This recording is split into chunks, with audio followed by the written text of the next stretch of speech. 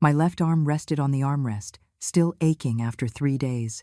The white cast was a constant reminder of the brutality of Megan, my daughter-in-law, from when I told her I had no intention of handing over the $4 million I had won in the lottery.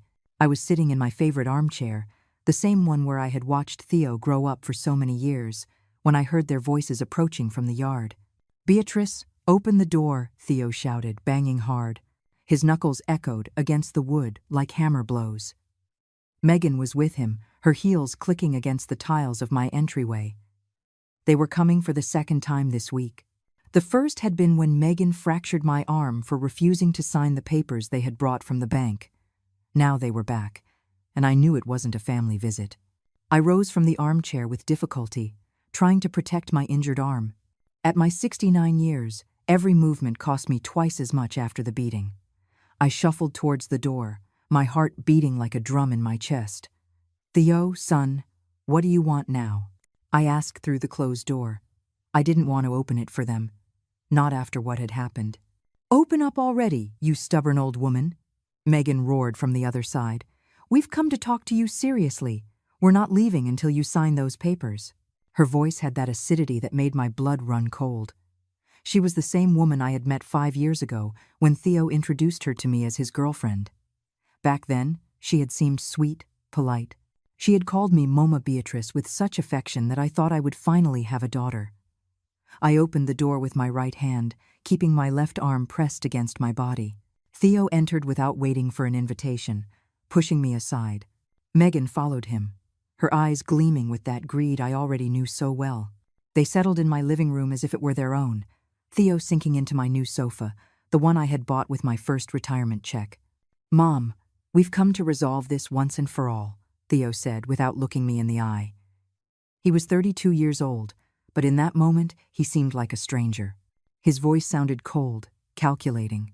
"Megan is 5 months pregnant. We need that money to buy the big house, to start the business, to secure your grandchild's future." He said it like it was an order, not a request. "Theo, I already explained to you that I can help you, but I'm not going to hand over all the money," I replied, trying to keep my voice steady. "It's $4 million. I also have the right to live with dignity in my final years." I stood by the door, ready to run if necessary. Fear ran through my veins like poison. Megan shot up from the sofa like a coiled spring. "Dignity? What dignity? You've already lived, Beatrice. You've had your chance to be happy, to buy things, to travel. Now it's our turn." She approached me with her fists clenched. "That money doesn't belong to you. An old woman like you doesn't know what to do with so much money. You're just going to waste it on medicine and stupid things." "Megan, please, calm down." I tried to reason with her. "You can have half. $2 million is more than enough to start a new life." But my words only enraged her more. She stood in front of me with her hands on her hips, her pregnant belly jutting out like a threat. "I don't want half. I want all of it," she screamed in my face. Her breath smelled of cigarettes and hatred. "My son is going to grow up in a mansion, he's going to go to the best schools, and you're not going to screw up our plans with your miserable old lady selfishness." She pushed me so hard that I stumbled and fell back into the armchair. The fractured arm moved and I screamed in pain. "Megan, that's enough," I exclaimed through tears. But Theo didn't move from the sofa. He didn't defend me. He just looked at me with contempt, as if I were the problem. "Theo, son, please, control your wife," I begged him. He was my blood, my only son, the boy I had raised alone after his father died when he was 8. "No, Mom. Megan is right," Theo said, getting up slowly. "You don't understand the opportunity you have to do something good for your family. I sacrificed my whole life for you. I worked since I was 16 to help with the bills. I never went on a trip, never had a serious girlfriend until Megan, all because I had to take care of you." His words cut me like knives. "Theo, I never asked you to sacrifice yourself. I worked double shifts so you wouldn't lack anything," I reminded him, my voice breaking. "I sold my car, I pawned my mother's jewelry, I turned down Mr. Morris when he proposed because you said you didn't want a stepfather." Each word came out with pain, remembering all the sacrifices I had made for him. "That was your obligation," Megan roared. "Mothers sacrifice for their children. But children also have the right to receive an inheritance when their parents die or when they're old and useless. She slapped me with her left hand. The sound echoed through the living room. The sting of her fingers burned on my cheek. Theo approached me with a coldness that chilled my blood. "Look, Mom, I'm going to explain this to you one more time. Tomorrow, you're coming with us to the bank and transferring all the money to my account. Everything. Not half, not a part. Everything. If you don't, Megan and I will make sure the rest of your life is a living hell." His threat hung in the air like toxic smoke. "I can't do that, Theo. I'm not going to hand over all my money," I replied, trying to sound brave, though inside I was trembling. That's when Megan completely lost control. She grabbed me by the neck with one hand and took my fractured arm with the other. "Then we're going to teach you what happens to stubborn old women who don't understand the easy way." She twisted my arm with such force that the cast shifted, and I screamed like a wounded animal. The pain shot through me from my shoulder to the tips of my fingers. "Sign those papers, or next time I'll break your other arm." She let me go, and I fell to the floor like a dirty rag. Theo looked down at me, without a hint of compassion in his eyes. "You have until 10 o'clock in the morning tomorrow to decide, Mom. Either you come with us to the bank and sign everything, or Megan and I will make sure you learn things the hard way." They headed for the door as if nothing had happened. "Oh, and Beatrice," Megan shouted from the entrance. "Tomorrow when we go to the bank, you're going to say you're giving us this money out of love for your grandchild. You're going to smile and act like the happy grandmother you should be. Because if you don't, I swear on this child I'm carrying that I will make you suffer until the day you die."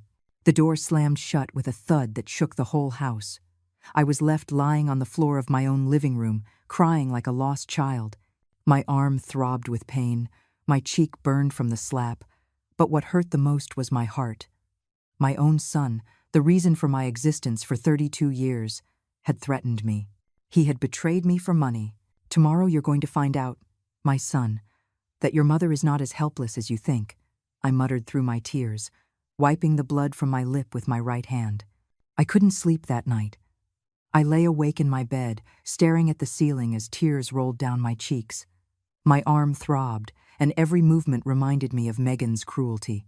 But more than the physical pain, what broke my soul was remembering how I had gotten here, how my Theo, my adored child, had become this cold man who threatened me for money. I closed my eyes and transported myself 24 years back, when Theo was 8, and his father died in that horrible construction accident. I was left alone with a small child, with no savings, no family to help me. I worked during the day at the textile factory, and at night I cleaned offices. I would get home at 2 in the morning and have to wake up at 6 to make Theo's breakfast and take him to school. I remember that Christmas when he was 10. All his classmates talked about the gifts Santa Claus had brought them. New bikes, video games, brand-name clothes. Theo came home crying because he had only received a second-hand toy car that I had bought at the flea market. "Mom, why didn't Santa bring me what I asked for?" he asked me with those little eyes full of tears. That night, I cried silently while he slept. The next day, I sold my engagement ring, the only valuable memory I had of my husband, and bought him the bicycle he wanted so much. When he saw it, his eyes lit up like 2 stars. "Mom, Santa did remember me," he shouted, hugging me so tight I thought he would break my ribs. That hug was worth more than 1,000 gold rings. For years, it was just him and me, against the world. When he got pneumonia at 12, I stayed up for 3 straight nights taking care of him. When he failed math in high school, I took on 2 extra jobs to pay for private tutors. When he wanted to join the school's soccer team, I spent my savings on the most expensive cleats I could find. "Someday, Mom, when I'm big and have money, I'm going to buy you a big house so you don't have to work so much," he would tell me as I tucked him in at night. At 16, Theo got his first part-time job at an auto parts store. He would come home proud, showing me his first paycheck. "Look, Mom, now I can help with the bills too," he would say, handing me half his salary. I was so proud of him. My hard-working son, my responsible son, the good man he was becoming. When he turned 18, Mr. Morris, the owner of the hardware store where I bought materials for my small weekend plumbing jobs, started courting me. He was a good man, a widower like me, with 2 grown children living in the United States. He would invite me to dinner, bring me flowers, treat me like a queen. For the first time in years, I felt like a woman again, not just a mother. "Beatrice, I'd like to ask you to be my wife," Mr. Morris told me one Sunday afternoon after the church service. He held a simple but beautiful ring in his trembling hands. "I know you have Theo, but he's a man now. We could be happy together, build a family." My heart leaped with joy. After so many years of loneliness, someone was offering me love. But when I got home and told Theo, his reaction made my blood run cold. "How can you think of marrying another man?" he shouted with a fury I had never seen in him. "My dad has only been dead for 10 years. It's disrespectful. That old man just wants to take advantage of you." He cried like he did when he was a child, clinging to my skirt, begging me not to abandon him. "Son, Mr. Morris is a good man. I have a right to be happy too," I tried to explain. But Theo became hysterical. "No, Mom, you promised me we would always be together. If you marry him, I'll leave home and you'll never see me again. Choose between him and me." That ultimatum broke me in two. My son or my happiness. The next day, with a broken heart, I went to the hardware store to find Mr. Morris. "I'm so sorry, but I can't marry you," I said, returning the ring. He looked at me with sadness but with understanding. "It's because of Theo, isn't it?" he whispered. I just nodded, with tears in my eyes. "That boy doesn't understand yet that you have a right to a life too, Beatrice. Someday, he's going to regret taking this chance away from you." The years passed and Theo stayed with me. But something had changed in our relationship. He was no longer the affectionate boy who hugged me. He had become possessive, controlling. He criticized everything I did, from the food I cooked to the clothes I wore. "Mom, you're too old to wear that color lipstick," he would say. "Mom, that skirt looks ridiculous on you at your age." Little by little, without realizing it, I had started to lose my identity. When he met Megan 5 years ago, I thought things would change. Finally, my son would have someone else in his life, and I could get a little freedom back. Megan seemed so sweet at first. "Oh, Mama Beatrice, your cooking is delicious," she would say, tasting my pot roast. "Mama Beatrice, you have to teach me how to make that amazing apple pie." She made me feel useful, needed. But in the first few months after they got married, I noticed subtle changes. Megan started making comments about my house. "Oh, Mom, this living room is so outdated." Theo and I were looking at some more modern decorations in magazines, or about my clothes. "Mom, don't you think it would be good to update your wardrobe? Ladies your age don't wear such bright colors anymore." Theo backed her up on everything. If he used to defend my decisions, now he always agreed with Megan. "Yeah, Mom, Megan's right. You should modernize a little." I tried to please them, to change what they wanted, but it was never enough. There was always something more to criticize, something more to improve. Last year, when I had a heart condition and had to be hospitalized for a week, I thought they would finally show the love they claimed to feel for me. But Theo only visited me twice, always accompanied by Megan, and they never stayed for more than 20 minutes. "We have a lot of work, Mom," he would justify. "You know the business can't be neglected. When I left the hospital, weak and scared, I hoped they would take care of me a little. But Megan told me, 'Mom, we can't be coming over all the time to look after you. You have to learn to stand on your own 2 feet. You're a big girl now. You can't depend on us for everything.'" Her words hurt more than the surgery. That's when I started to realize that something was wrong. My son, the boy for whom I had sacrificed everything, no longer saw me as his mother. He saw me as a burden, as an obstacle on his path to happiness. Megan had achieved what she wanted, to drive Theo away from me, to turn him into her ally against his own mother. But I still clung to the hope that it was all temporary. When they have children, they'll understand what a mother's love is, I would tell myself. When they become parents, they'll value everything I did for them. How naive I was. Megan's pregnancy hadn't softened them. It had made them greedier, crueler. Now, lying in my bed with a broken arm and a shattered heart, I understood that my son was lost forever, that the sweet boy I had raised had died, and in his place was this man who saw me as a source of money. The Theo who hugged me when he had nightmares no longer existed. In his place was a stranger who threatened me and allowed his wife to beat me. "Forgive me, son. I murmured in the darkness. Forgive me for loving you so much that I didn't see what you were becoming. Forgive me for not setting boundaries when I should have. But most of all, forgive me for what I'm going to do tomorrow. At 6 in the morning, I got out of bed without having slept for an hour. My arm hurt horribly, but there was something stronger than physical pain running through my veins. Determination. I went to the kitchen and put water on to boil for my chamomile tea. I needed to think clearly, to plan every move of this day that would change everything forever. While I waited for the water to boil, I took the winning lottery ticket I had bought 5 days ago out of my purse. $20 I had set aside from my pension, the last I had left after paying the electricity and water bills. If I win anything, even $100, I'll buy myself some new arthritis medicine, I had thought as I chose the numbers. The birthday numbers of my late husband, Theo's date of birth, the day we got married. I never imagined those numbers would give me $4 million. When I saw the result on the evening news, I had to sit on the floor from the shock. I checked the ticket 10 times before convincing myself it was real. I cried with joy, thinking about all I could do. A more comfortable house, a trip I had always dreamed of, helping Theo with his future, securing my future grandchild's college education. My first instinct had been to call Theo to share the news. "Son, you're not going to believe what happened," I shouted into the phone that night, almost breathless. "We won the lottery, $4 million. On the other end of the line, there was a strange silence. Then I heard Megan screaming with excitement in the background. "Theo, tell her to come over here right now. We have to celebrate." That same night, they arrived at my house with a bottle of cheap champagne and a smile that I now understand was not of joy, but of greed. "Mom, I can't believe we won so much money," Theo said, hugging me tighter than he had in years. Megan cried with emotion, stroking my hand with a sweetness that seemed strange to me, but which I attributed to the shock of the moment. "Mama Beatrice, you're not going to have to worry about anything ever again," Megan told me as she uncorked the champagne.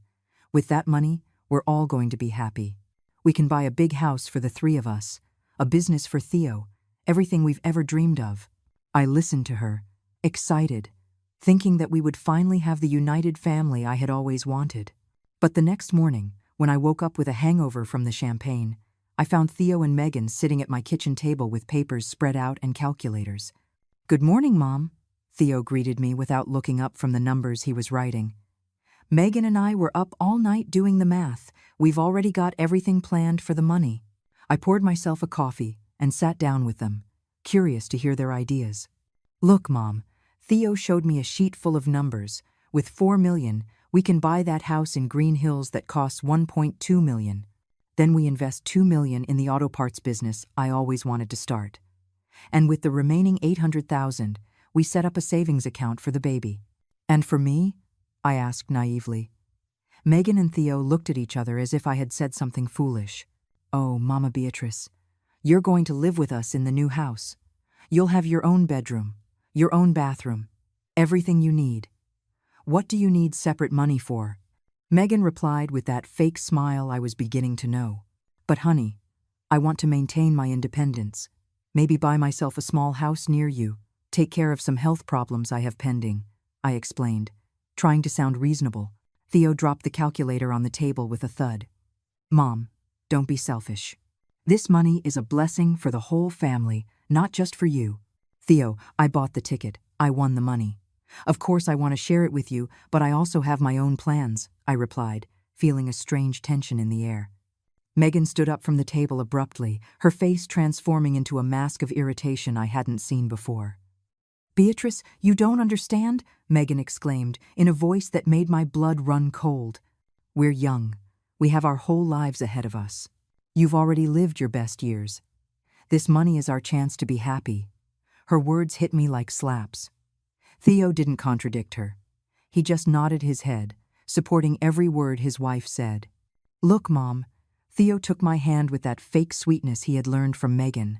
"You're already 69 years old. You've enjoyed life, you raised your son, you've fulfilled your purpose. Now it's our turn. Megan is pregnant. We need to secure our son's future. Don't you think that's more important than your old lady whims?" His words cut me like knives. Old lady whims? Was wanting to maintain a little dignity in my final years a whim? Did winning that money with my own $20 not give me the right to decide how to use it? Theo, son, I can give you half. $2 million is more than enough to start a new life. Megan erupted like a volcano. We don't want half. We want everything. My son is going to grow up in a rich family, not waiting for the crumbs his stingy grandmother gives us. She approached me, her eyes gleaming with rage. You've had your chance to be happy. You had your marriage, your son, your house. Now it's my turn to have all that. Megan, please, calm down. I tried to reason with her, but Theo immediately took her side. No, Mom. Megan's right. You don't understand what it means to be starting a family these days. Everything is so expensive. The house, the food, education, healthcare. With $4 million, we can ensure our son has a future without hardship. And what about me? Am I going to live like a beggar in your new house, depending on what you give me? I asked, my voice breaking. Theo's expression hardened in a way that scared me. Mom, you lived your life. You had your house, your marriage, your independence. You raised your son. Now it's time for you to let us live ours. It was in that moment that I understood it had all been an act. The smiles, the hugs, the sweet words from the night before. It had all been a performance to soften me up, to make me hand over my money without resistance. Theo and Megan didn't see me as family.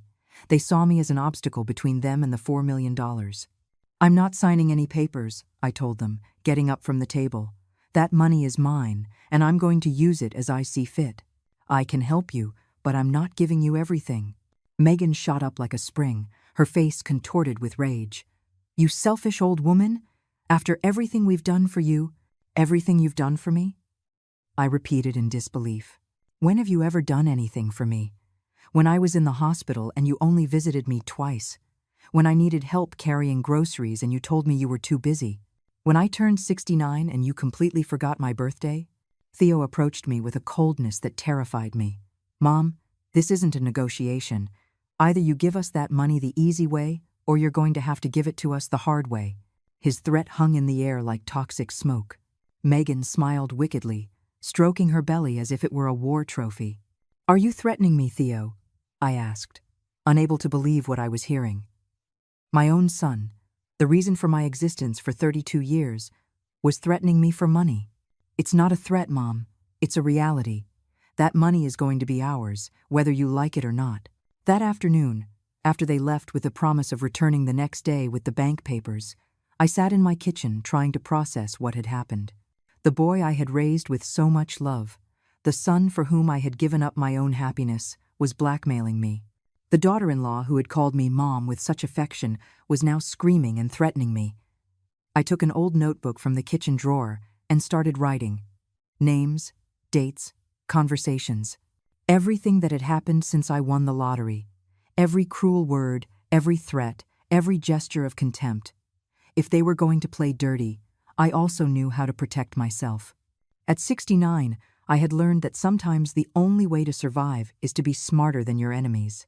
Tomorrow they're going to find out that their mother isn't the foolish old woman they think she is. I murmured as I wrote the last line in my notebook. The chamomile tea had gone cold, but my determination burned like fire in my chest. After they left yesterday with their threats, I sat in my kitchen until it got dark, trying to understand how I had reached this point. The silence of my house weighed on me like a tombstone. For the first time in 69 years, I felt completely alone in the world. I had no siblings, my parents had died years ago, and the few friends I had left lived far away or were too sick to help me. I got up and walked through the house, seeing every corner with new eyes. This house, which I had bought with my husband's life insurance, where I had raised Theo, where I had dreamed of growing old in peace, now felt like a prison. Every photograph of Theo on the walls looked at me as if accusing me of something. The smiling 5-year-old boy, the proud teenager at his graduation, the young man at his wedding with Megan. At what point had he become my enemy? I went to my bedroom and pulled a shoebox from the back of the closet. Inside, I kept all the receipts, bills, and important documents from the last few years. I started to go through them one by one, looking for patterns, looking for clues as to when this betrayal had really begun. And there it was, in black and white. the story of my own naivety. The hospital receipts from last year, when I had heart surgery. All the bills were in my name. I had paid for everything with my savings and my health insurance. But Theo had told everyone that he had paid for my operation. Megan had even bragged on Facebook that they had spent their savings to save my life. Lie after lie, building their image as sacrificial children. I kept looking and found more evidence of their deception. The electricity, water, and gas bills for the house, always paid by me, never by them. But whenever someone asked, Theo would say that he was supporting his elderly mother, the grocery bills, the medicines, even the minor repairs to the house, all paid with my pension and my small savings. I also found copies of the loans I had given them over the last 2 years. $3,000 when Theo lost his job the year before last. $5,000 when Megan needed fertility treatments. $2,000 for the down payment on their car. They had never paid me back a single cent. Every time I mentioned it, they would change the subject or make me feel guilty for asking my own family for money. But what hurt the most to find was the will I had made 3 years ago, when I was diagnosed with the heart condition. In it, I left everything to Theo and Megan, the house, my few savings, even my grandmother's jewelry. I had done it thinking that they would take care of me in my final years, that I would die surrounded by love. How foolish I had been. I sat on the bed with all those papers scattered around me and started connecting the dots. The increasingly infrequent visits, the constant excuses for not accompanying me to the doctor, the comments about how expensive life was, the hints about how big my house was for just one person. It had all been part of a plan to make me feel guilty, to soften me up, to prepare me for this moment. I remembered the conversation I had accidentally overheard 2 months ago when they came to visit and thought I was asleep in my armchair. As soon as the old lady dies, we'll sell this house, and with that cash plus whatever she has saved, we can buy something better in the Heights, Megan had said. We just have to be patient. She can't last much longer, Theo had replied, laughing. That night I had pretended I hadn't heard anything, that I had been sound asleep. But their words had been seared into my memory like a branding iron. They were waiting for me to die to inherit my things, and now that I had won the lottery, they didn't want to wait anymore. They wanted the money now, while I was alive, so they could enjoy it. I got out of bed with a determination I hadn't felt in years. I went to the kitchen and took out my notebook where I had started to write down everything that had happened since I won the lottery. I wrote down every detail I could remember, the dates, the exact conversations, the witnesses who might have been present. If they were going to play dirty, I needed ammunition. I wrote about the first visit when they brought me the pre-prepared bank papers, as if it were a foregone conclusion that I would sign. I wrote about Megan's exact words when she screamed that I had already lived my life. I wrote about Theo's coldness when he told me it was my obligation to give them everything. And, of course, I wrote about the moment when Megan twisted my arm until it broke. Then I went to the living room and dialed the number of my neighbor, Sharon, the only person in the world who had shown me genuine affection in recent months. Sharon, I'm sorry to bother you so late, but I need to ask you a very big favor, I said when she answered the phone. Could you come over to my house for a moment? It's very important. Sharon arrived in less than 10 minutes, worried by my voice. She was a 50-year-old divorced woman who had moved into the house next door 6 months ago. We had developed a friendship based on afternoon cups of coffee and conversations about life. She had witnessed several of Theo and Megan's aggressive visits. Beatrice, what happened to your arm? She asked as soon as she saw the cast. I had made up an excuse about a fall when the neighbors asked, but with Sharon I decided to be honest. Megan broke it because I refused to give them all the money I won in the lottery, I said bluntly. Sharon froze. What do you mean she broke it? Your daughter-in-law hit you? She asked in disbelief. I told her everything, the threats, the screaming, the physical violence, the plan to force me to go to the bank the next day. Sharon listened with growing horror in her eyes. Beatrice, you have to call the police right now, she said, taking my good hand. This is domestic violence. They can't force you to give them your money by beating you. But I shook my head. No, Sharon, the police won't believe an old woman over her own son. Theo is very convincing when he wants to be. He'll say I fell, that I'm confused because of my age, that I'm making things up. Then what are you going to do? Sharon asked, with genuine concern in her voice. I looked her straight in the eye and said something I didn't even know I had in me. I'm going to be smarter than them. I'm going to let them think they've won, and then I'm going to teach them that you don't betray a mother without consequences. I explained my initial plan to Sharon. I needed her to be a witness to my current state, to accompany me to take photographs of my injuries, to be present when Theo and Megan came tomorrow. If something happens to me, if they hurt me more, or if I disappear, I want you to know exactly what's going on, I told her. Sharon agreed to help me without hesitation. We took pictures of my broken arm, the bruises Megan had left on my neck, the marks on my face where she had slapped me. This is evidence, Beatrice, she told me as she took the photos with her phone. Even if you don't go to the police now, these photos can be useful later. That night, after Sharon left, I stayed up making lists. A list of all the unpaid loans. A list of all the lies they had told about me. A list of all the times they had humiliated or despised me. But I also made another list, the list of my real resources. I had the winning ticket stored in my safe deposit box at the bank. I had the house in my name. I had my pension secured. I had some small savings in different accounts. And I had something they didn't expect. The experience of a woman who had survived 69 years of life, including the death of her husband, raising a son alone, and years of hard work. But above all, I had the clarity of someone who had finally seen the truth. Theo and Megan didn't love me. They had probably never loved me. They had only tolerated me as long as I was useful, as long as I gave them money, as long as I promised them an inheritance. Now that real money was at stake, they had shown their true colors. Tomorrow I'm going to act like the scared old woman they expect me to be, I said to myself as I prepared for another sleepless night. I'm going to let them think I've broken, that they're going to get what they want. But in the meantime, I'm going to make my moves in secret. And when they least expect it, they're going to find out they underestimated the wrong woman. For the first time in days, I smiled. It wasn't a smile of happiness, but of determination. It was the smile of a woman who had decided to fight for her dignity, no matter the cost. At 7 a.m, I was dressed and ready. I had been up all night, but my mind had never been clearer. I put on my best dress, the black one I wore for important occasions, and carefully applied makeup to hide the dark circles and bruises. I needed to look presentable for what was coming. I ate breakfast slowly, savoring each sip of coffee as if it were my last. At 8:30, the doorbell rang. It was Sharon who had come as we had agreed to witness everything that happened. "Are you sure about this, Beatrice?" she asked me one last time.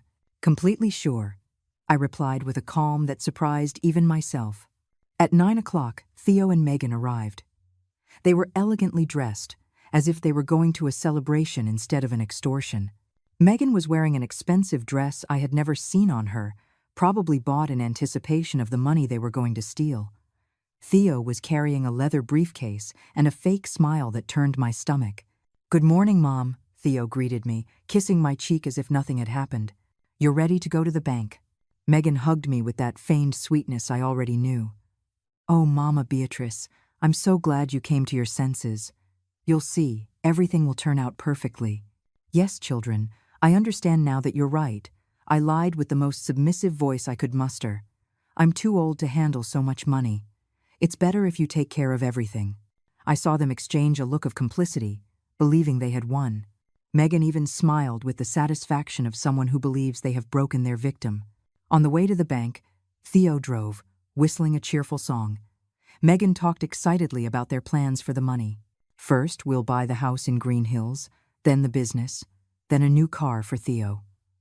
I listened in silence from the back seat, mentally recording every word to use later as evidence of their true intentions. When we arrived at the bank, Theo took some pre-prepared papers from his briefcase. They were documents for the complete transfer of the $4 million to his personal account. "You just have to sign here, Mom, and it's all settled," he said, pointing to the lines marked in yellow. "Can I read the papers before I sign?" I asked, feigning confusion. Megan immediately grew impatient.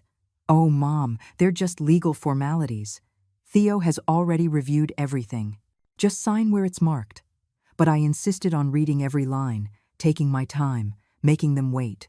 I wanted the exact time I had planned to arrive. When the clock struck 10:30, I told the bank executive that I needed to speak with him in private before signing. I just have some questions about the process, I explained. Theo and Megan got nervous. Mom, there's nothing to discuss. Everything is in order, Theo insisted. Sir? I said to the executive, I need to verify something in my account before making any transfer. The employee politely agreed and escorted me to a private office. Theo and Megan were left in the waiting area, clearly anxious but unable to do anything to stop me. Once in the private office, I explained the real situation to the executive. These people are threatening and pressuring me to transfer all my money to them. Yesterday, my daughter-in-law fractured my arm because I refused. I showed him the cast and the photographs Sharon had taken the night before. The executive was horrified. Ma'am, this is very serious. Do you want us to call the police? I shook my head. Not yet. But I need to protect my money immediately. I want to make some preventive transfers before they suspect anything. In the next 20 minutes, we worked quickly. I transferred $3.5 million to a new account at another bank, an account that only I knew about. I left $500,000 in the original account so they wouldn't suspect anything immediately. I also activated all possible security alerts and set up a secret code for any future transactions. Furthermore, I told the executive, I want it registered in the system that any attempt to access my account by those people must be immediately reported to the police. I have evidence that they are extorting me. The executive took note of everything and assured me that my money was protected. When I returned to the waiting area, Theo and Megan looked at me expectantly. Everything okay, Mom? Theo asked, with poorly disguised impatience. Yes, son. I just wanted to make sure I understood the process, I replied with my best confused old lady act. We sat down again at the executive's desk. Theo placed the papers in front of me again. Well, Mom, now you can sign in peace, he said. I took the pen with a trembling hand, as if I were nervous. Megan watched me with eyes glittering with greed. Before I sign, I said to the executive, could you confirm the current balance of my account? The employee checked his computer and replied, $500,000, ma'am. The silence that followed was deafening. I watched as Theo's face slowly transformed from expectation to confusion. What do you mean, 500,000? Megan stammered. It's supposed to be 4 million. The executive checked his screen again. No, ma'am. In this account, there is $500,000. Perhaps the lady has the money distributed in different accounts. Theo looked at me, his eyes bloodshot. Mom, where is the rest of the money? I feigned confusion. I don't know what you're talking about, children. The gentleman says I have $500,000. That's what their island. Megan shot up from her chair like a spring. You moved the money, she screamed at me in the middle of the bank. You're deceiving us. Her scream drew the attention of other customers and employees. The executive immediately called for security. Ma'am, I'm going to have to ask you to calm down, or we will have to ask you to leave. Mom, Theo grabbed my good arm forcefully. Tell me right now where the rest of the money island.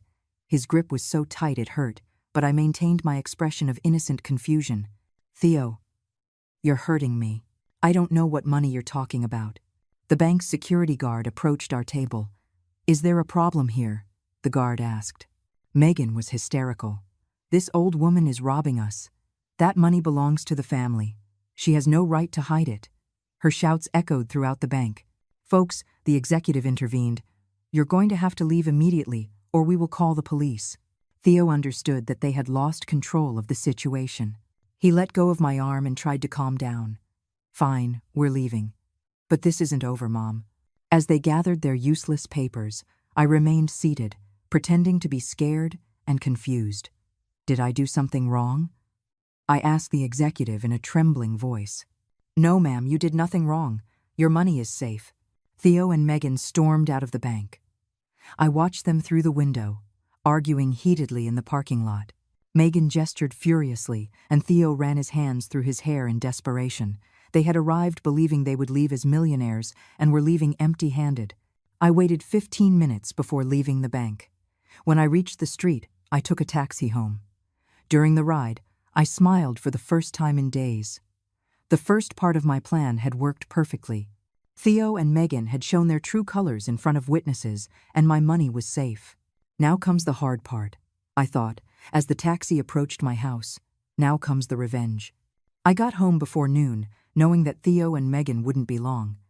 The failure at the bank had infuriated them, but it had also made them desperate. Desperate people make mistakes, and I was counting on that. I sat in my armchair to wait, with my phone within reach in case I needed to call Sharon or the police. I didn't have to wait long. At 1 p.m, I heard the engine of Theo's car screech to a halt outside. His footsteps in the yard sounded like hammer blows. This time they didn't knock. Theo used his copy of the key to get in, something he had asked for years ago for emergencies. "Mom, come out from wherever you are," he roared from the entrance. Megan followed, her heels hammering my floor as if she wanted to break it. When they saw me sitting calmly in my armchair, their faces contorted with rage. "Where is our money?" Megan screamed, planting herself in front of me with her arms akimbo. "What money, dear?" I replied with the same feigned innocence I had used at the bank. "My account has $500,000. The man at the bank confirmed it. Theo paced my living room like a caged lion, running his hands through his hair. "Don't take me for an idiot, Mom. You moved that money to another account." "Theo, I don't know how to do those computer and bank things," I lied sweetly. "If the money isn't there, maybe those hackers they talk about on the news stole it." Megan got so close to me I could smell her expensive perfume mixed with the sweat of her anger. "You lying old hag," she spat in my face. "We know you moved that money, and you're going to give it back right now." She was about to grab my fractured arm again, but I quickly got up from the armchair. "Megan, don't touch me. It already hurt a lot when you broke my arm."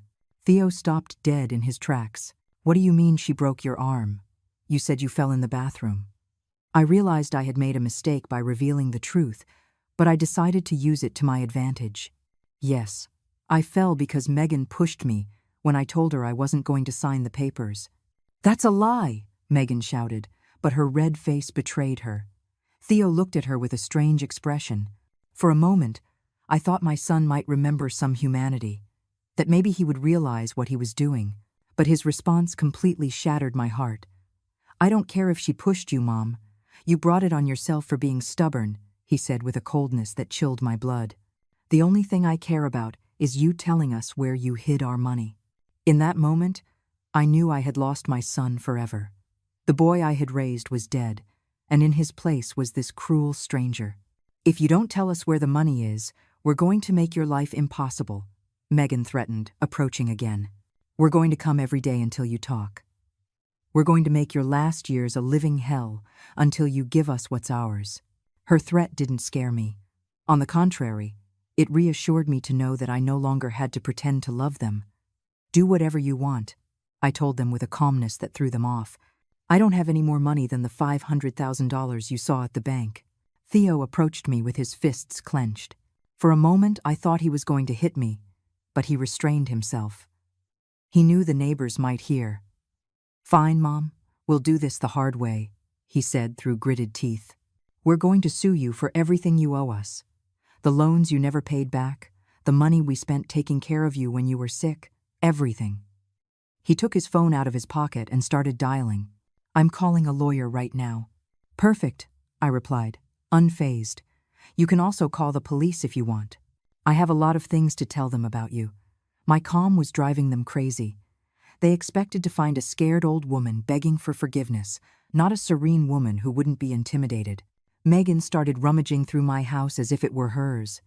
She opened drawers, moved papers, looked for something that would give her clues about where I had hidden the money. "There has to be something here," she shouted as she threw my things on the floor. "No stupid old woman can be smart enough to hide $4 million.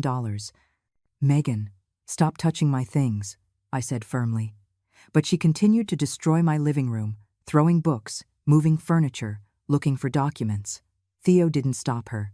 On the contrary, he joined the search, going through my desk, opening private letters.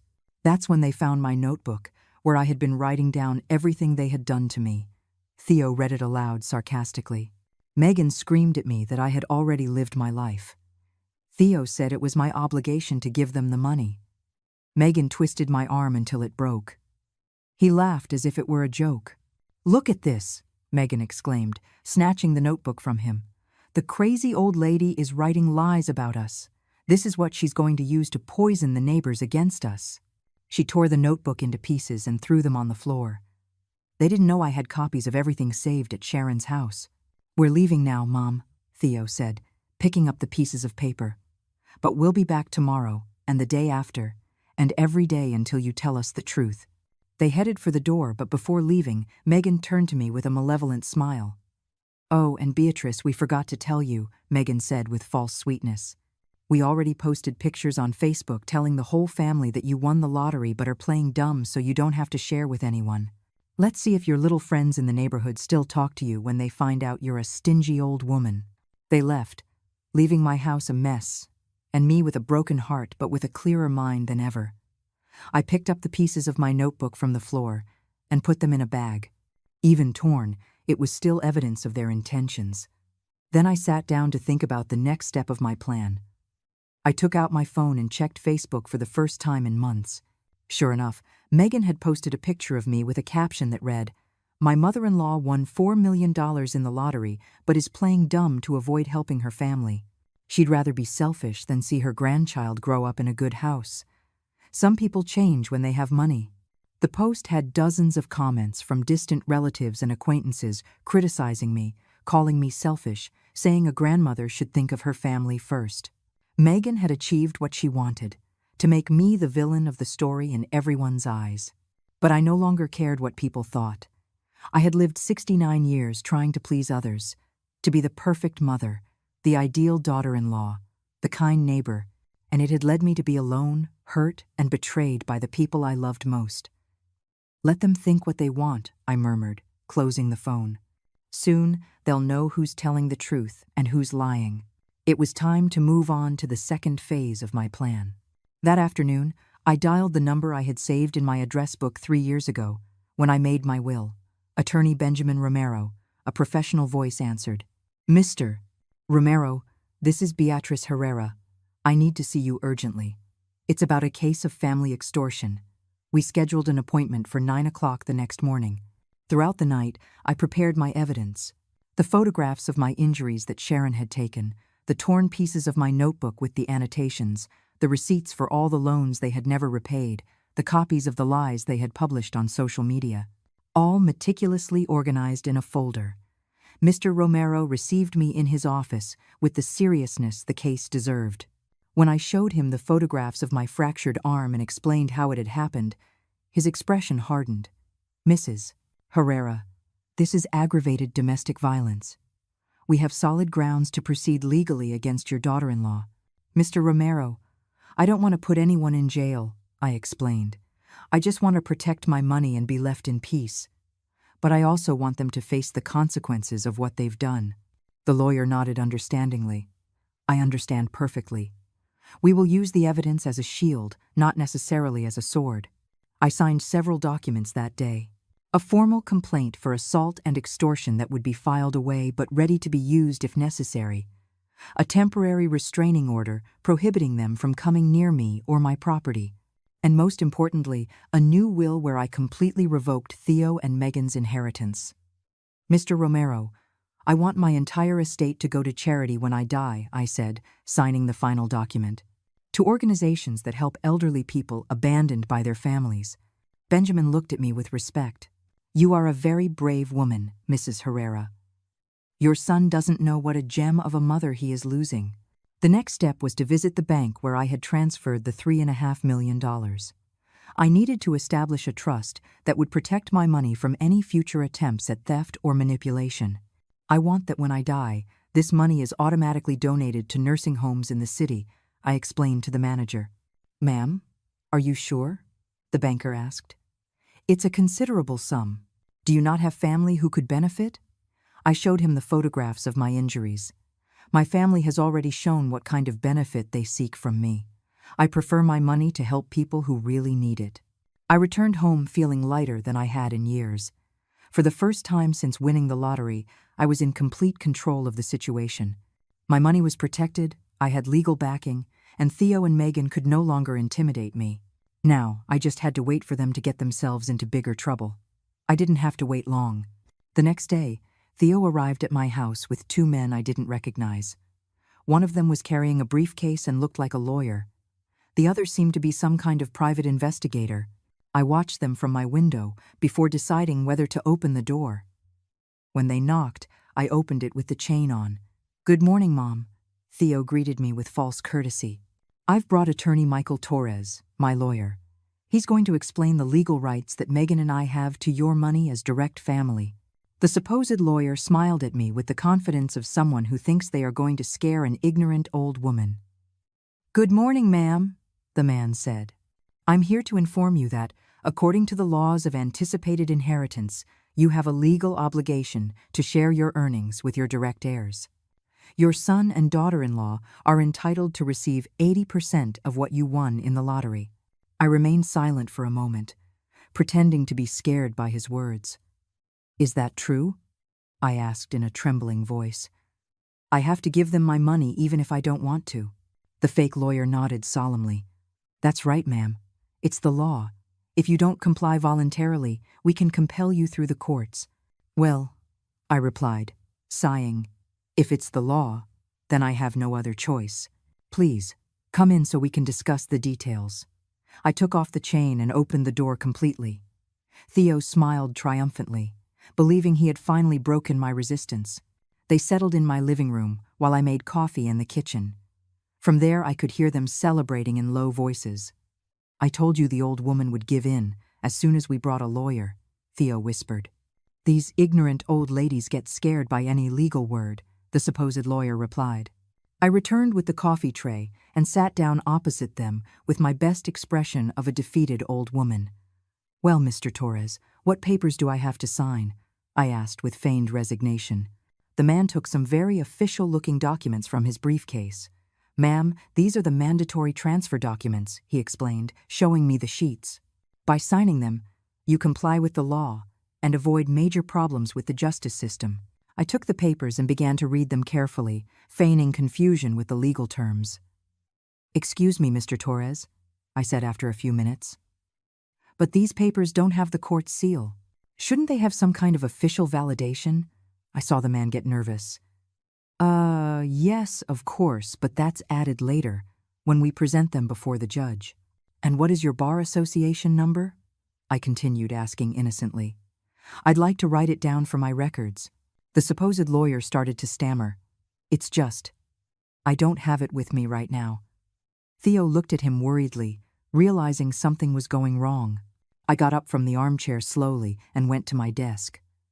"Let me call my own lawyer to confirm that everything is in order," I said, taking out my phone. "I want to make sure I'm complying with the law correctly."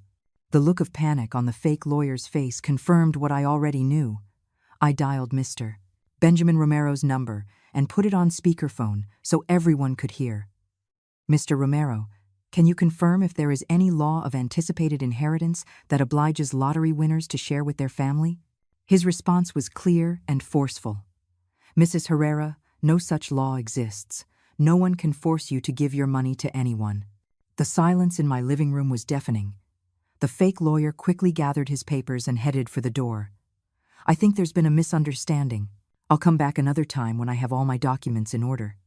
He left almost at a run, leaving Theo and the investigator standing in my living room. "Theo," I said to my son with a calmness that threw him off, "you just committed a crime. Trying to scam me with false documents and a non-existent lawyer is aggravated fraud." His face fell when he understood he had walked into a trap. "Mom, I didn't know the lawyer was fake," he stammered, trying to defend himself. "Megan found him online.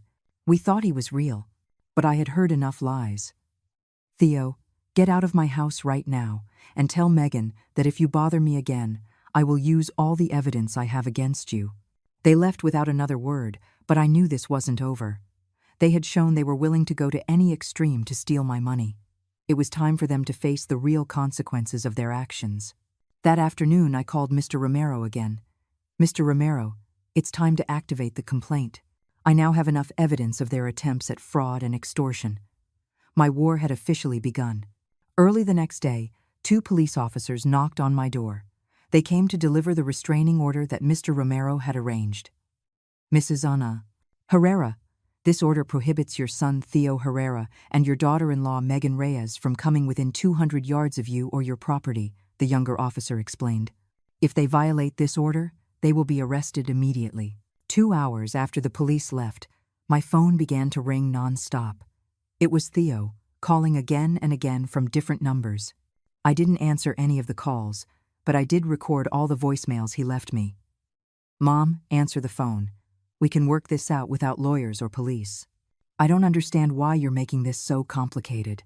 We're family. His messages became more desperate and aggressive with each call. Mom, this is a betrayal. After everything I did for you, you repay me with a restraining order. Cancel that piece of crap right now, or I swear you'll regret it. Each message was new evidence I could use against him if necessary.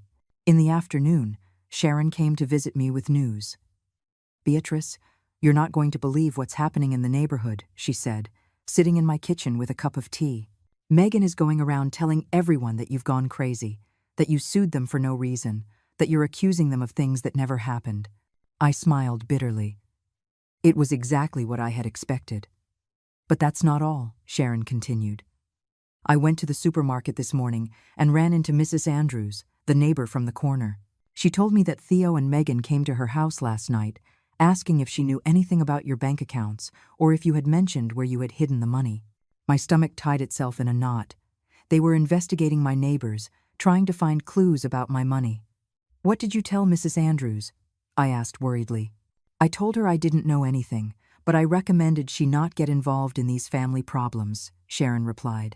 But I'm worried, Beatrice. Those two are desperate. I don't know how far they're capable of going. That same afternoon, I found out just how far they were capable of going.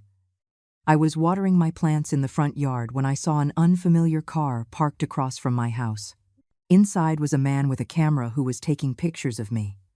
When he saw me watching him, he started the engine and drove off quickly. Theo and Megan had hired a private detective to watch me. Over the next few days, the surveillance intensified.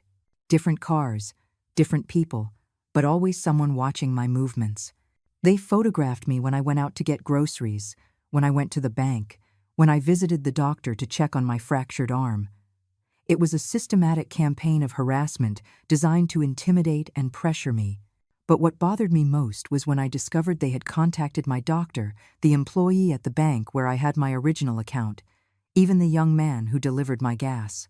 Megan had introduced herself as my concerned daughter-in-law, telling them that I was showing signs of senile dementia and that the family was trying to protect me from making dangerous financial decisions. Mrs. Herrera, Dr. Evans, my primary care physician, called me on the phone. Your daughter-in-law came to my office yesterday asking about your mental state. She told me you're giving away money to strangers and that she's afraid someone is taking advantage of you. His call confirmed that Theo and Megan were trying to build a case to declare me mentally incompetent. Doctor, I am perfectly fine in my faculties, I replied firmly. My daughter-in-law and my son are harassing me because I refuse to give them all the money I won in the lottery. They are the ones causing me problems, not the other way around. I briefly explained the situation, and the doctor was quiet for a moment. Mrs. Herrera, would you like me to schedule a full psychological evaluation? The doctor offered. That way, we will have it officially documented that you are in full command of your mental faculties. I agreed immediately. It was exactly what I needed to protect myself from their attempts to have me declared incompetent. Meanwhile, Megan's posts on social media became more vicious every day. She no longer just accused me of being selfish with the money. Now she was inventing stories about my supposed dementia, about how I had become paranoid and aggressive, about how I had threatened my own family. Each post had dozens of comments from distant relatives expressing their concern for my mental state. My poor mother-in-law hasn't been the same since she won the lottery, Megan wrote in a post that included a picture of me taken without my permission. The money changed her completely. Now she distrusts everyone, even her own family. It's so sad to see how greed can destroy an older person. The comments were devastating to my reputation. But the final straw came when Megan posted a video of herself crying, stroking her pregnant belly. I'm so worried about my baby, she said through fake sobs. The stress of dealing with my mother-in-law's situation is affecting me a lot. I don't understand why a grandmother would choose money over the well-being of her future grandchild. We're only asking for help to give this baby a good life, but she sees us as enemies. The video went viral in our social circle. Family, friends, neighbors, even people I barely knew started contacting me to express their concern. Some suggested I seek psychological help. Others told me directly that I was being cruel to my son and daughter-in-law. It was a perfectly orchestrated smear campaign. It was then that Mr. Romero called me with alarming news. Mrs. Herrera, Theo, and Megan have just filed a civil lawsuit against you. They are accusing you of defamation and slander, and they are asking a judge to declare you mentally incompetent to manage your finances. My heart raced. They had taken the fight to the legal arena. What does that mean, Mr. Romero? I asked, trying to stay calm. It means we have to appear before a judge in 2 weeks to defend your mental competence and your right to manage your own money, he explained. But don't worry. We have solid evidence that you are perfectly sane, and we have evidence of violence and extortion against them. I couldn't sleep that night. For the first time since this war had begun, I felt real fear. Not fear of losing the money, but fear of losing my freedom. If a judge decided I was not mentally competent, they could place me under Theo's guardianship. He would have total control over my life, my money, my decisions. I would be his legal prisoner. The next day, I went to the bank where I had the $3.5 million stored. I want to make a change to the trust's instructions, I told the manager. If something happens to me, if I'm declared incompetent, or if I die under suspicious circumstances, I want all the money to be immediately donated and the reason for the donation to be made public. Ma'am, are you in danger? The manager asked, concerned. I showed him Megan's social media posts, the lawsuit documents they had filed against me, the evidence of the harassment I was suffering. I want to make sure that even if something happens to me, the truth comes out. That same day, I decided to take an action that I knew would make them desperate, but would also expose them completely. I called the local newspaper and asked to speak with a reporter. I want to tell you the story of an old woman who won the lottery and is now being harassed by her own family, I told the journalist who took my call. The interview was published 2 days later on the front page of the newspaper. "Won $4 million and her family threatens her," the headline read. The article included photographs of my fractured arm, copies of Megan's defamatory posts, and my full testimony about the violence and harassment I had suffered. The reaction was immediate and explosive. My home phone didn't stop ringing all day. Television reporters knocked on my door. Neighbors who had believed Megan's lies came to apologize to me. But most importantly, several elderly rights organizations contacted me to offer free legal support. A national television show that specialized in cases of family abuse also called. "Mrs. Herrera, we want to invite you to tell your story on national television," the producer told me. "Your case can help other older people who are going through similar situations." I accepted immediately. But it was Theo and Megan's reaction that mattered most to me. That same night, violating the restraining order, they showed up at my house screaming like maniacs. "Mom, how could you do this to us?" Theo roared, banging on my door. "Now everyone thinks we're monsters. We're getting fired from our jobs because of your damn article." "You damn old hag," Megan screamed from the yard. "You ruined our lives.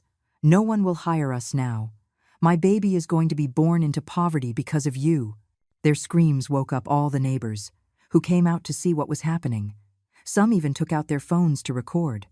I immediately called the police. "They are violating the restraining order," I reported. "They are on my property shouting threats." The officers arrived in less than 10 minutes and arrested Theo and Megan in front of all the neighbors. The images of the arrest were recorded by several witnesses and the next day were circulating all over social media. As they were being taken away in handcuffs, Theo shouted one last threat at me that was heard throughout the neighborhood. "This isn't over, Mom. We're going to take everything from you. You're going to end up in a nursing home without a dollar." His words were recorded by the reporters who had arrived following the story and appeared that same night on the television news. For the first time in weeks, I slept soundly that night. Theo and Megan had shown their true colors to the whole world. They could no longer pretend to be the victims of a crazy old woman. Now everyone knew who they really were. The next day, Mr. Romero called me with excellent news. Mrs. Herrera, after what happened last night, Theo and Megan's lawyer withdrew the lawsuit. Apparently, they no longer want this case to go to court. I smiled as I hung up the phone. They had lost their war. 3 months after the arrest, my life had found a tranquility I hadn't known for years. Theo and Megan had kept their promise not to bother me again, but not out of love or respect, but because they no longer had a choice. The media scandal had completely destroyed their reputation. Theo had lost his job at the auto parts company when his boss saw the news about his arrest. Megan had been fired from the boutique where she worked because customers refused to be served by the woman who beat up old ladies. But beyond the professional consequences, what had hit them hardest was the social rejection. Their friends had abandoned them when the truth came out. The neighbors pointed at them in the street. Even some distant relatives had posted comments on social media expressing their shame over the couple's behavior. The smear campaign that Megan had orchestrated against me had completely backfired on her. I found out from Sharon that they had to move out of their apartment because the neighbors had made them feel so uncomfortable that they could no longer live there peacefully. They say they went to live with Megan's mother in a neighborhood on the other side of the city. My neighbor told me as we drank coffee in my renovated kitchen. It seems Megan's father kicked them out of the house when he found out what they had done. I had used part of my money to completely remodel my house, not because I needed to, but because I wanted to erase any trace of the toxic presence that Theo and Megan had left in my home. I painted the walls cheerful colors, replaced the furniture where they had sat to threaten me, and bought new plants to fill my garden with life.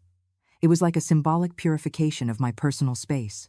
With the $500,000 I had left in the original account, I decided to make some smart investments. I bought a small apartment in a quiet area of the city that I rented to a young, hard-working family. The rental income gave me additional financial security and provided me with the satisfaction of helping honest people who really needed a home. I also allocated $100,000 to create a fund to help elderly victims of family abuse, managed by the human rights organization that had supported me during my legal process. Your case has inspired many older people to report the abuse they suffer in their families, the organization's director told me during the donation ceremony. Your courage is saving lives. The national television program where I had told my story became one of the most watched episodes of the season.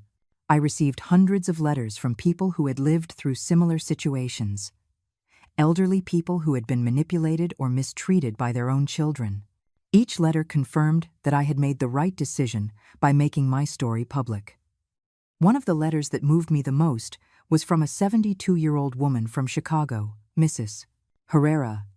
After watching your program, I had the courage to report my son, who was stealing my pension and threatening to put me in a nursing home if I didn't give him all my money. Thanks to your example, I am now free and at peace. God bless you for your strength. Those words were worth more than all the millions in the world. 6 months after the scandal, I ran into Megan at the supermarket. It was inevitable. She was in the checkout line when I arrived with my cart. Her pregnancy was very advanced, but she looked gaunt, tired, very different from the haughty woman I had known. When she saw me, she immediately lowered her head as if wanting to become invisible. For a moment, I felt a pang of something that might have been pity, but I quickly remembered the sound of my arm breaking in her hands and the feeling disappeared. Megan, I greeted her in a neutral voice, without hostility but without warmth. She slowly looked up, her eyes full of a shame that seemed genuine. Mrs. Herrera, she murmured almost inaudibly. I wanted to apologize for everything that happened. Her voice trembled and she looked like she was about to cry. I have no excuse for what I did. I was desperate, but that doesn't justify hurting you. I looked at her for a long moment, studying her face to see if it was another one of her performances.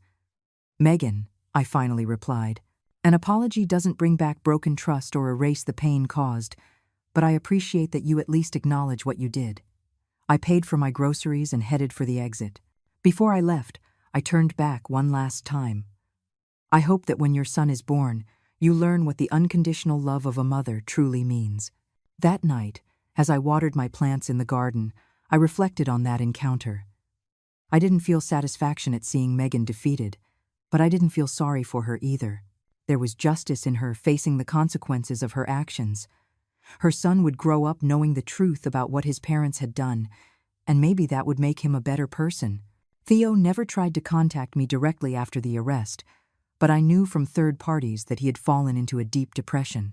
According to a distant cousin who took pity on him, he would spend entire days without getting out of bed, obsessively talking about how he had lost millions of dollars because of his selfish mother.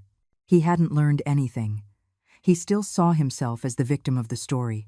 A year after winning the lottery, I moved to a smaller but more comfortable house in a quiet neighborhood near the city center. Not because my previous house was bad, but because I wanted a completely new start. This new house had a perfect garden for my plants, a kitchen with lots of natural light, and most importantly, no painful memories within its walls. Sharon moved to the same area a few weeks after me. We had developed a solid friendship based on mutual respect and understanding. We had breakfast together on Sundays, went to the flower market on Wednesdays, and in the afternoons, we drank tea while watching soap operas.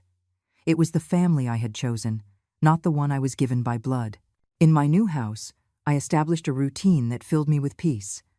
I woke up early to water my plants and make my coffee. I read the newspaper on my terrace while listening to the birds sing.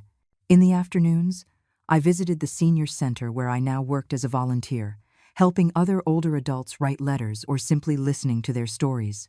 One afternoon, while organizing photographs in my new living room, I found a picture of Theo when he was 5 years old. He was smiling with that pure innocence that children have, hugging a stuffed animal that I had given him for his birthday. For a moment, my heart ached, remembering the sweet boy he had been before he became the cruel man he was now. But I didn't feel regret for my decisions. That boy had died a long time ago, replaced by a stranger who had chosen greed over love. I had raised the boy with all my heart, but I was not responsible for the decisions the adult had made. I put the photograph in a box, along with other memories of the past that no longer had a place in my present. 2 years after the lottery, I received an unexpected call. It was a social worker informing me that Megan had given birth to a baby girl, but that both she and Theo had been arrested for drug trafficking. The baby was in the custody of the state, and they needed to contact relatives to evaluate care options. Mrs. Herrera, according to our records, you are the child's paternal grandmother, the social worker explained. Would you be willing to consider taking temporary custody of the child while we resolve the parent's legal situation? The question hit me like a lightning bolt. An innocent baby, my granddaughter, with no fault for her parents' mistakes. I couldn't sleep that night, struggling with the most difficult decision of my life. On one hand, the child was my blood, my only real remaining family. On the other hand, agreeing to care for her would mean reconnecting with Theo and Megan in some way. After much reflection, I made a decision that surprised even myself.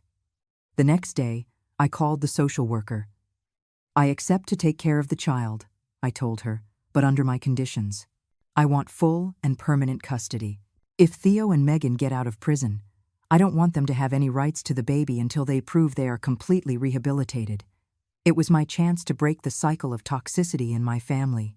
The baby, whom I named Hope, came to my house when she was 3 months old. She was beautiful, with the big eyes of the Herrera family, but with a sweetness that neither of her parents had. From the moment I held her in my arms, I knew I had made the right decision. This baby would grow up surrounded by real love, not manipulation or blackmail. I used part of my money to turn one of the rooms into a perfect nursery for Hope. I hired a trusted nanny to help me during the day, as at my 71 years, I needed support to care for a baby. But the nights were just ours, when I would feed her a bottle while singing the same lullabies I had sung to her father decades ago. Hope gave me back something I thought was lost forever, the joy of being needed for the right reasons. She didn't need me for my money or for what I could give her materially. She needed me for love, for care, for the security that only a grandmother can provide. It was a pure love, with no hidden agenda or selfish motivations. One afternoon, while Hope slept in my lap and I rocked in the chair in my flower-filled garden, I reflected on the strange path my life had taken. I had lost a son, but gained a granddaughter. I had lost money, but gained peace. I had lost the family I thought I had, but found the family I truly deserved. My phone rang, interrupting my thoughts. It was Mr. Romero with news about Theo and Megan. Mrs. Herrera, he was sentenced to 5 years in prison. Theo wants to talk to you. He says he wants to apologize and ask you to visit him in jail. I looked at Hope sleeping peacefully in my arms, and my answer was immediate. Mr. Romero, tell him that when he gets out of prison, if he has truly changed, if he has learned what love and respect mean, then we can talk about meeting his daughter, but not before. This child is not going to grow up visiting prisons or knowing parents who don't know how to love her. It was my final decision on the matter. That night, after putting Hope to bed in her crib, I sat in my kitchen with a cup of chamomile tea. The house was silent, but it was a silence full of peace, not loneliness. For the first time in years, I was not afraid of the future. I had a clear purpose: to raise this child to be strong, independent, and capable of recognizing true love from false. The $4 million I had won in the lottery had cost me a son, but it had given me something much more valuable: the freedom to live without fear, the dignity to make my own decisions, and the opportunity to create a new family based on real love. Hope would grow up knowing that money doesn't buy happiness, but that honesty and self-respect are priceless.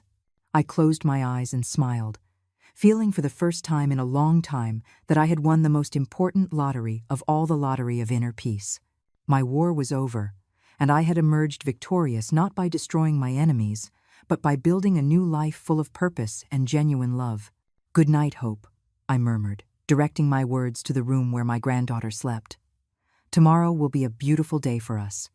And for the first time in years, I really believed it.